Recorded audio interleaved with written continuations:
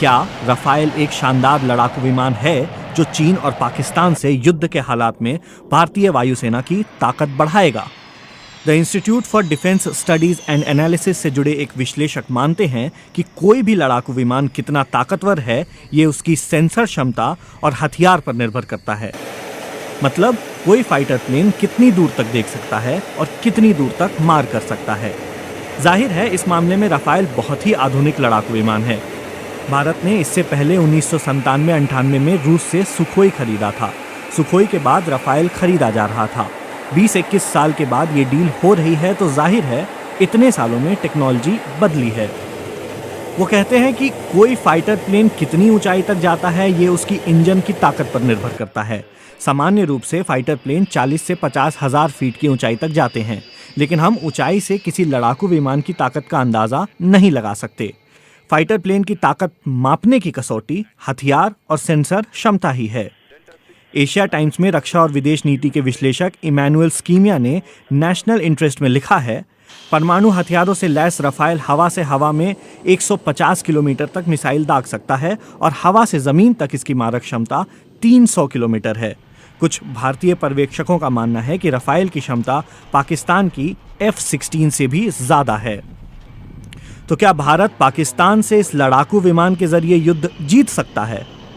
IDSA से जुड़े एक विशेषज्ञ का कहना है कि पाकिस्तान के पास जो फाइटर प्लेन है वो किसी से छुपे नहीं हैं।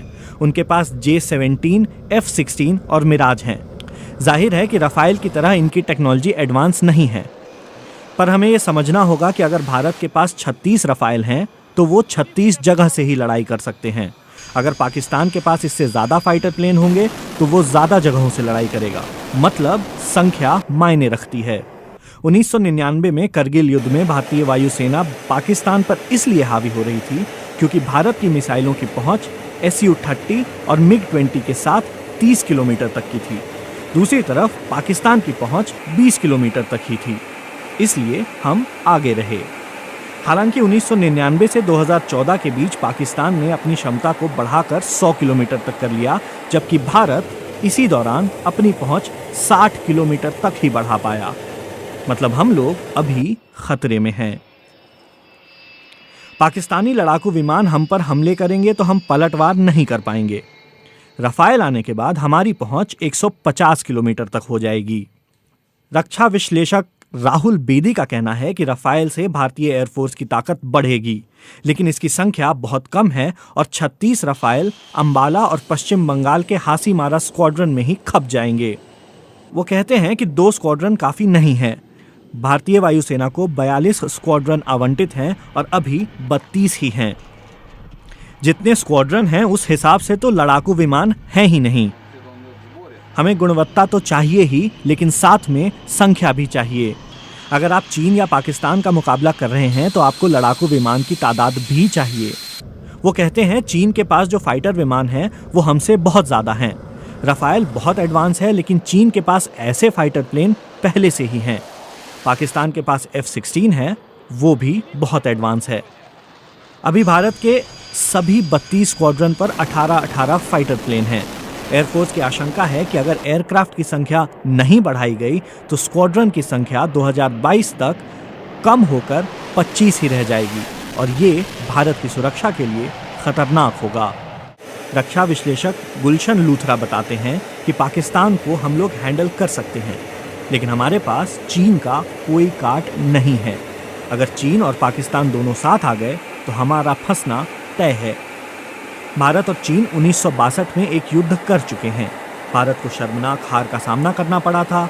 अब भी दोनों देशों के बीच सीमा का स्थायी तौर पर निर्धारण नहीं हो सका है। राफेल का इस्तेमाल सीरिया और इराक में भी किया जा चुका है, लेकिन इसकी कीमत को लेकर आलोचना हो रही है। राहुल बेदी भी कीमत को लेकर कहते हैं कि यह डर का कारोबार है जो थमता नहीं दिख रहा। उनका कहना है कि भारत ने अरबों डॉलर लगाकर राफेल खरीदा है। संभव है कि इसका इस्तेमाल कभी ना हो और लंबे समय में इसकी तकनीक पुरानी पड़ जाए और फिर भारत को दूसरे फाइटर प्लेन खरीदने पड़े। राफेल से चीन और पाकिस्तान को डर लगने की बात पर राहुल बेदी कहते हैं, चीन को तो कतई डर नहीं, लेकिन पाकिस्तान के बारे में मैं पूरी तरह से हाँ या ना नहीं कह सकता। अगर 72 रफाल होते तो पाकिस्तान को डरना पड़ता, लेकिन 36 में डरने जैसी कोई बात नहीं है। बेदी के मुताबिक 2020 तक पाकिस्तान के भी 190 फाइटर प्लेन बेकार हो जाएंगे। अगर पाकिस्तान चाहता है कि वो 350 से 400 की संख्या बनाए रखे तो उसे भी फाइटर प्लेन का सौदा करना होगा।